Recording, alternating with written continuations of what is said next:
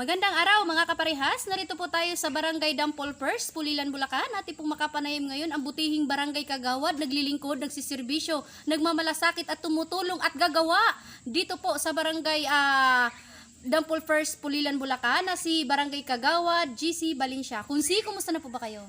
Magandang umaga po, mabuti po sa awa ng Diyos. Okay, so Kunsi, congratulations po sa inyong pagkapanalo bilang ating butihing barangay kagawad po. Maraming salamat po at sa lahat po ng sumuporta at tumulong. Maraming salamat po sa inyo. Okay, so Kunsi, saan po ba tayo nailagay na bilang isang barangay kagawad at ano po bang hawak nating committee ngayon dito sa Barangay Dampol Primero? Bilang bago pong kagawad dito sa ating barangay, ako po ay naatasan bilang hawakan ang committee ng education po. Doon po tayo nalagay ni Kapitan Jerry Arellano. Okay. Sa palagay niyo po, Kunsi, dito po sa committee na hinawakan niyo ngayon, ano po ang maitutulong niyo po sa ating mga kabarangay?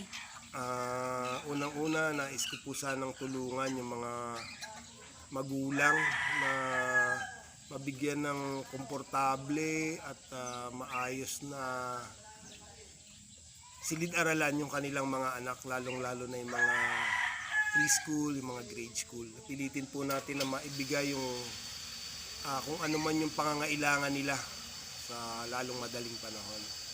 Okay. So karagdagan dito, Kunsi, sa inyo pong sa pananaw niyo na po, bilang isang barangay kagawad, naglilingkod dito, ano po ang dapat tutukan dito sa ating barangay ngayon pong nanalo po kayo? Unang-una, ngayon ang nakikita ko yung talagang peace and order. Dumadami na naman yung mga kaso ng nakawan. Gusto kong ipanawagan sa aking mga kasamaan, lalo't higit sa aming kapitan, na pag-igtingin yung pagbabantay ng ating mga barangay tanod, lalo na sa gabi. Gusto ko rin po sanang pagbigyan ng pansin yung mga pagpapaayos ng mga dating binabaha hanggang hindi panahon ng tagulan, magawa na namin ng paraan para maging maayos naman yung pamumuhay ng aming mga kababayan. Okay. So misahe na lang pong muli sa ating mga minamahal na kabarangay, Kunsi.